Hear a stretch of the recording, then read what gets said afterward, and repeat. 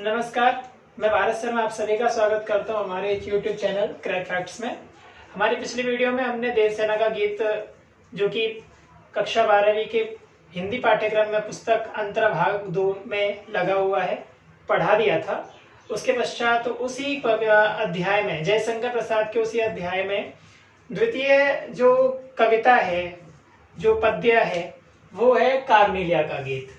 वस्तुतः ये जो काव्य है ये सिकंदर जयशंकर प्रसाद का जो चंद्रगुप्त नामक नाटक है उसका एक अंश है, ठीक है, जिसमें कार्नेलिया नामक एक लड़की, ठीक है, सिकंदर के सेनापति सेल्यूकस की पुत्री जो कि कार्नेलिया है, वो सिंधु नदी के किनारे ग्रीक शिविर में बैठी है और भारत के अनुपम सौंदर्य का, उसकी गौरव गाथा का वर्णन करती है और कहती है, अरुण यह मधुमय देश हमारा, जहां पहुंच अनजान क्षितिज को मिलता एक सहारा। ठीक है, सबसे पहला जो वर्ड है अरुण, ये जो शब्द है वस्तुतः सूर्य के लिए प्रयोग होता है। अब सूर्य के लिए अपने अपने स्थान पर अलग अलग नाम है, पृथक पृथक पर्यायवाची हैं। और वस्तुतः कहने का अभिप्राय ये है कि सूर्य जो सुबह का होता है उसे अरुण कहा जाता है, दोपहर में वो 11 बजे, उसके बाद 12 बजे तक पहुंचते वो भास्कर हो जाता है, ठीक है, 1 बजे दिनकर हो जाता है, घटता चले जाता है, ऐसे उसके कई नाम है। तो कवि ने यह पहले प्रयोग किया है कि अरुण अर्थात जो अरुण से युक्त, जो मतलब सबसे पहला वाला जो सुबह सुबह निकलता है, बिल्कुल गोल आंखों से प्रत्यक्ष दिखाई देता है, लाल कलर का, वो सूर्य अरुण कहलाता है। तो कहा कि अरुण यह मधुमय देश हमारा। कवि का अभिप्राय है कि भारत वर्ष अर्थात हमारा जो देश है वो कैसा है कि अरुण से जिसकी शुरुआत होती है, अर्थात दिन का प्रारंभ हमारे यहाँ अरुण नाम के सूर्य से होता है, जो बिल्कुल गोल होता है, मतलब गोल तो वस्तुतः है ही है वो, परंतु जो बिल्कुल मतलब प्रत्यक्ष आंखों से दिखाई देता है। अब कहता है कि मधुमेह, मधुमेह कैसे हो गया? तो कहा कि मधुमेह इसलिए कि भारत में जब सूर्य निकलता है तभी सारे पक्षी अपनी मधुर वाणी से उड़ते हैं, अपनी मधुर वाणी से अपनी अपनी आवाजें करते हैं। जो जो प्राणी होते हैं, समस्त जीव अपनी अपनी आवाजों को करने लग जाते हैं। और तो और भारत के लोग भी सुबह सुबह उठ करके क्या करने जाते हैं? भगवान के भजनों को गाते हैं, गीत आदि गाते हैं, भगवान का वंदन आदि करते हैं। इसलिए मधुमय, मधुर मतलब सुबह सुबह सब मधुरी बोलते हैं, वस्तुतः ऐसा अभिप्राय यहाँ पर प्रस्तुत करते हैं। अब कहा कि जहां पहुंच अनजान क्षितिज को मिलता है एक सहारा। आपने पॉलिटिकल साइंस के अंदर यानी भारतीय राजनीति विज्ञान के अंदर जब भी आप एक कॉन्सेप्ट पढ़ेंगे भारत और चीन संबंध, ठीक है, तो वहां पर एक तिब्बत का संबंध, तिब्बत का बीच में रोल आ जाता है, जो कि दलाई लामा का आप नाम जानते होंगे। तो उसके विषय में जब दलाई लामा को चीन ने जब भारत पर तिब्बत पर आक्रमण कर दिया था, तो भारत ने उनको शरण दे दी थी दलाई लामा को। इसके बीच में भारत और चीन के संबंधों में दरार और भी अधिक बढ़ गई थी। तो वो कारण क्या था? कारण ये था कि जहां पहुंच अनजान क्षितिज को, कि अनजान क्षितिज अर्थात जिसका कोई लक्ष्य ही नहीं है, मतलब कहीं से निकाला गया है, कहीं से जा रहा है, किसी को पता ही नहीं कहाँ जाना है, ठीक है, लेकिन अगर भारत में आता है तो कहा कि एक सहारा वहां मिल जाता है। कहता है अनजान मतलब किसी अनजाने व्यक्ति को भी भारतवर्ष में स्थान मिल जाता है, सहारा मिल जाता है, ठीक है।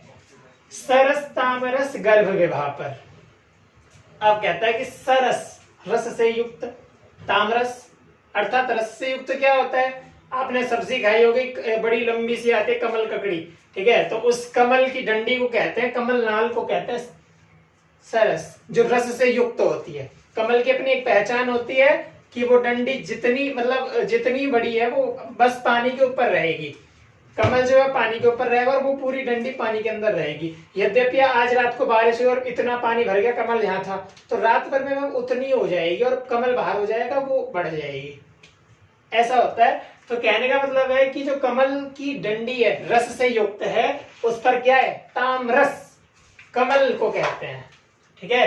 तामरस गर्भ विभा पर, जो कमल खिला हुआ है उस कमल की चमक पर, कांति पर, अर्थात कमल जो है वो चमक रहा है, उसकी कांति है। कमल को जब आप देखेंगे तो वो अलग ही नजर आएगा धूप में, ठीक है, वो सुंदर लग रहा है, कमल देखने में सुंदर लगता है, तो मतलब अपने आप उसकी कांति है। तो कहा कि कमल सरस तामरस गर्भ विवाह पर नाच रही तरु शिखा मनोहर। कार्नेलिया को मन को हर लेने वाली तरु शिखा, वृक्ष की चोटी या वृक्ष की चोटी कहते हैं तरु शिखा, कैसे नाच रही है?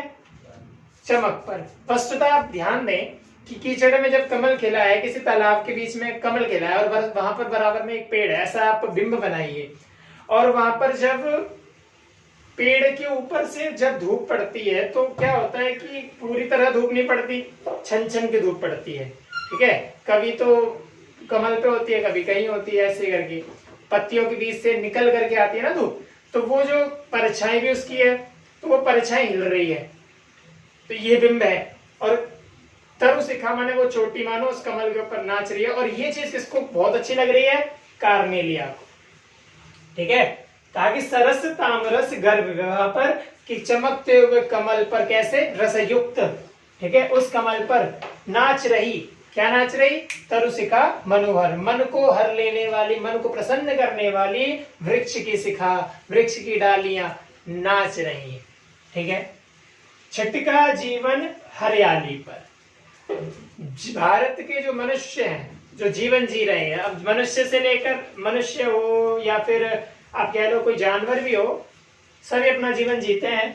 छिटका जीवन हरियाली पर मंगल कुमकुम सारा, कि भारत की जो जीवन रूपी हरियाली पर मंगल कुमकुम सारा, कि भारत में जो कुमकुम होता है ना, वो पूजा पाठ में प्रयोग होता है, वस्तुतः वो उगता है पहले, जिसको आप चंदन की तरह मान सकते हैं, ठीक है। तो कहा कि वो जब केसर, वैसे वस्तुतः यहाँ पर जो प्रयोग किया गया है वो केसर के लिए किया गया है, ठीक है। तो कहा कि जब केसर जब उगता है, उसकी डालियां नन्ही नन्ही होती हैं, वो छोटी छोटी सी, और वो टूट करके जब हवा से वृक्षों पर गिर जाती हैं और हवा में जब मिल जाती हैं तो खुशबूदार जीवन हो जाता है, तो लोगों को बड़ी स्मेल, बड़ी प्यारी हवा लगती है। तो कहता है कि छठका जीवन रूप हरियाली पर मानो चारों तरफ मंगलकारी कुमकुम बिखरा हुआ है, केसर बिखरा हुआ है, ठीक है। यहाँ तो कोई समस्या नहीं है। अब कहता है लघु सुर धनु से, लघु माने छोटे, सुर माने मनुष्य, वस्तुतः तो मनुष्य सुर का मतलब होता है, नहीं, वस्तुतः सुर और असुर दो शब्द हैं। असुर का मतलब होता है राक्षस और सुर का मतलब होता है देवता, ठीक है। तो कहा कि लघु सुर धनु से पंख पसारे, कि सुर माने देवताओं के धनुष के समान, देवताओं के पास जो धनुष होता था उसके समान, से माने समान, पंख पसारे, अपने पंखों को फैलाए हुए। अब आप इसको इस तरह से ले सकते हैं कि पहला तो वह एक आकृति यूं बना लेते हैं, पहले तो उनकी धनुष की आकृति होती है पंखों की ये करके, ठीक है, और कुछ इसी आकृति में 1 2 3 4 5 6 7 8 एक इस प्रकार की आकृति, ये भी धनुष के समान की आकृति है। तो वो ऐसे मतलब समूह में उड़ रहे हैं। तो कहा कि लघु सुर धनुष से, कि छोटे छोटे धनुषों के समान पंख फैलाए हुए, ठीक है। और कहा शीतल मलय समीर सहारे, मलय पर्वत से चंदन उगता है तो वहां से ठंडी हवा भी आती है, ठीक है, और वो जो हवा खुशबूदार होती है, वस्तुतः इसलिए शीतल मलय समीर सहारे, मलय पर्वत से आ रही ठंडी हवा के सहारे, क्या उड़ते खग, ठीक है, उड़ते खग, खग माने पक्षी उड़ते हैं, क्या करते हैं, जिस ओर मुंह किए उस ओर समझते हैं, क्या समझते हैं कि हमारा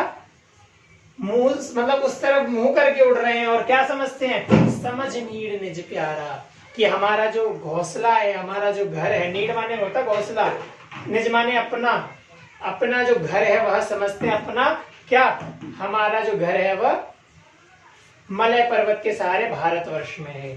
ध्यान रखना, इस लघु छोटे छोटे सुर धनुष कि दो छोटे छोटे देवताओं के धनुष के समान पंख फैलाए हुए, शीतल मलय समीर सहारे, समीर कैसी मलय पर्वत से आती हुई शीतल हवा के सहारे उड़ते हुए खग, उड़ते हुए पक्षी जिस ओर मुंह किए, किस ओर अर्थात भारतवर्ष की ओर मुंह किए, ये समझते हैं कि यहाँ पर हमारा घर है, कोई भी उसको कोई भी नहीं उजाड़ेगा। तो कहने का मतलब ये है कि वहां पर हमारा प्यारा भारत, वह वैसा हमारा भारत, वह हमारा प्यारा भारतवर्ष है। यहाँ तो कोई समस्या नहीं है। इस पंक्ति में उपमा अलंकार भी है, अनुप्रास। पंख पसारे में अनुप्रास अलंकार, ध्यान देना। उपमा अलंकार इसलिए मैंने आपको कल पिछली वीडियो में बताया था कि चंद्रमा के समान मुख, ऐसे ही कहता है कि लघु सुर धनु, माने धनुषों, देवताओं के धनुष के समान क्या, पंख, इसलिए यहाँ पर उपमा अलंकार है। अब कहता है, ये पंक्ति भी समझ में आ गई होगी, बरसाती आंखों के बादल भरे जहां बनते, जहां भरे करुणा जल।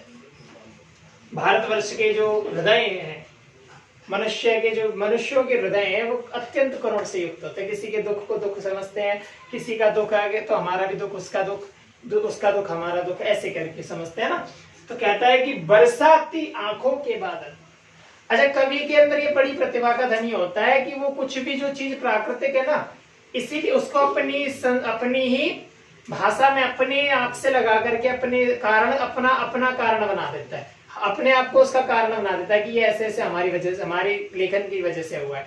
क्योंकि हमारे संस्कृत में एक श्लोक आता है कि आपकी शायद पुस्तक में आता है गद्य खंड में, अपारे यथास्मे रोचते, पाठ में यथास्मे रोचते विश्वम, कि अपारे काव्य संसारे कविरेकः प्रजापति यथास्मै रोचते विश्वम तथेदम परिवर्तते। कि अपारे काव्य संसार, कि काव्य के अपार संसार में कवि ही एकमात्र प्रजापति है। प्रजापति अर्थात ब्रह्मा, कि काव्य का जो संसार है उसमें कवि एकमात्र अपनी सृष्टि का प्रजापति है, ब्रह्मा है, जो अपनी सृष्टि का निर्धारण करता है। ठीक है, यथास्मै रोचते विश्वम, जैसा उसे अच्छा लगता है, जैसा उसे रुचता है, तथेदम परिवर्तते, वह वैसा उसमें परिवर्तन कर देता है। ठीक है, तो बरसाती आंखों के बादल, वस्तुतः हमारे यहाँ जो बारिश होती है, वो कवि कहता है कि वो जो बारिश होती है ना, पानी से नहीं होती। कहता है कि हमारे लोगों के हृदय इतने करुण होते हैं कि बरसाती आंखों के बादल, कि हमारे यहाँ जो वर्षा होती है वो मनुष्यों के आंखों से आंसू से बादल बन जाते हैं, और वह बनते जहां भरे करुणा जल, करुण हृदय में जो करुणा निकलती है ना, जिसकी वजह से हमारी आंखों से आंसू निकलते हैं, वही बादल बन करके भारत में बरस जाते हैं। और कहता है लहरें टकराती अनंत की, जा पाकर जहां किनारा। कवि कहता है कि हमारे यहाँ पर अनंत लहरें आती हैं। लहरों से अभिप्राय है मनुष्यों से, ध्यान देना। हमारे यहाँ भारतवर्ष में कोई एक मनुष्य, किसी एक धर्म विशेष का मनुष्य नहीं रहता। ठीक है, आप लोग देखते होंगे रास्ते में आजकल तो नाइजीरियन लोग भी हमारे यहाँ खूब एंजॉय कर रहे हैं, खूब अपना बिजनेस कर रहे हैं। तो कहता है कि लहरें टकराती अनंत की पाकर जहां किनारा, कि हमारे देश में, भारतवर्ष में किसी भी देश का व्यक्ति आ जाता है। अब ये नहीं पता कि किस किस देश से आते हैं, मतलब लगभग अनंत, जिनका अंत ही नहीं है, आते ही रहते हैं हमारे देश में लोग। ठीक है, तो कहा कि पाकर जहां किनारा, अर्थात जहां किनारा पा लेते हैं वो भारतवर्ष है हमारा। अर्थात हमारे भारतवर्ष में अनंत देश, अनंत लोग आते रहते हैं, जिनका कोई अंत नहीं, मतलब रोजमर्रा में लोग आ रहे हैं। वस्तुतः आजकल तो कोरोना का समय चल रहा है, इसलिए लोगों का आना जाना बंद है, परंतु भारतवर्ष में प्राचीन काल से लोगों का आना जाना रहा है।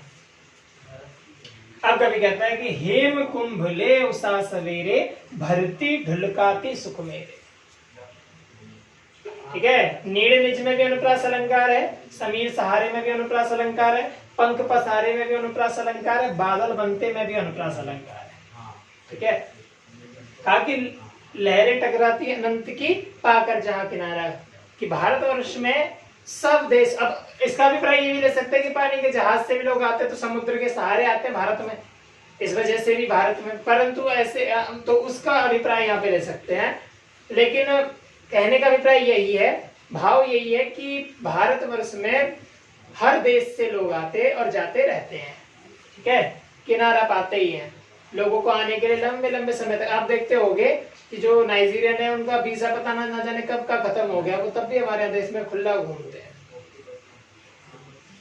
हेम कुंभले उषा सवेरे, हेम माने स्वर्ण, ठीक है, सोना, सोने का घड़ा लेकर, उषा माने सूर्य, अभी उषा भी सूर्य का ही नाम है, जो सुबह जो अरुण से भी पूर्व जो होती है, अरुण तो गोल होता है जो हम आपको उससे प्रत्यक्ष देख सकते हैं, पर उससे भी जब सूर्य निकलकर आधा आता है, ठीक है, ऐसे करके, जैसे ये बादल का मतलब ये हमारा क्षितिज है, इसमें से सूर्य आधा निकल के आया, तो हम जब निकलते उसे देखते हैं, उस क्षण को कहते हैं। तो कहा कि वह उषा है, तो कहा कि हेम कुंभले उषा सवेरे, कि हे सोने का घड़ा लेकर के उषा सूर्य, ठीक है, सवेरे, सवेरे माने सुबह क्या करती है, भरती ढलकाती सुख मेरे, मानो मेरे सुखों को भरती है और उलट देती है प्रकाश रूप में। जिस प्रकार जब प्रकाश फैलता है भारतवर्ष में, तो वो हमारे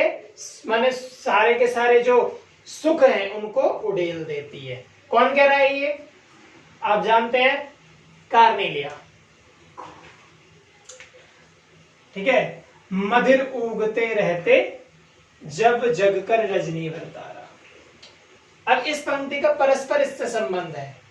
संबंध कैसे है कि मदिर, मदिरा पान करके ऊँघते रहते जब जगकर रजनी भर तारा, जिस प्रकार रात्रि में तारे टिमटिमाते रहते हैं, उसी प्रकार रात्रि में भारतवर्ष में लोग, कुछ लोग जो मदिरा पान करके रात्रि में घूमते हैं, उससे क्या होता है, लोग, लड़कियां वस्तुतः बहुत ज्यादा डरती हैं, इसीलिए कभी क्या, और रात्रि में जितने भी सारे चोरों चक्कों के काम होते हैं ना, जितने भी अत्यधिक काम रात्रि में ही होते हैं, तो इसलिए कहता है कि मदिर उगते रहते जब जगकर रजनी भर तारा, कि रात भर जब तक क्या होता है कि रात में जब तक समस्त जो मदिरा पान इत्यादि करके जो लोग घूम रहे होते हैं, उसमें कोई भी कार्य भारत में नहीं किया जा सकता।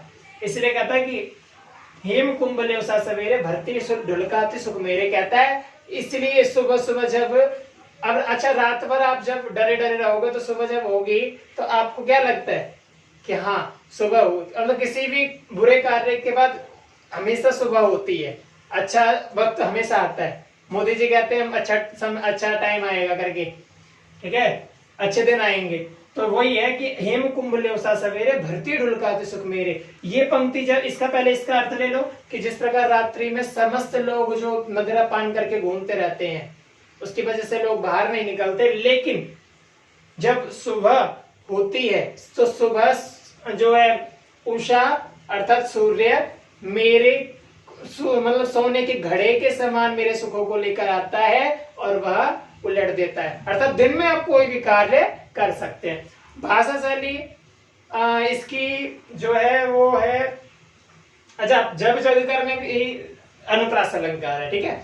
भाषा शैली तत्सम तद्भव शब्दों का प्रयोग है, मैंने पिछली वीडियो में बताया था, और विषय के अनुकूल भाषा का प्रयोग किया है कवि ने, ठीक है। विस्मय अर्थात जो मैंने रस पढ़ाए थे उसमें विस्मय एक स्थायी भाव था, अद्भुत उसका संचारी भाव था, ठीक है। तो उस इस रस का प्रयोग किया है कवि ने।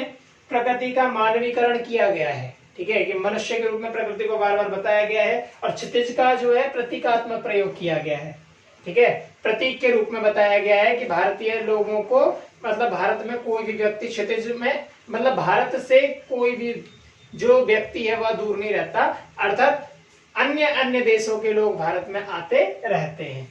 Thank you.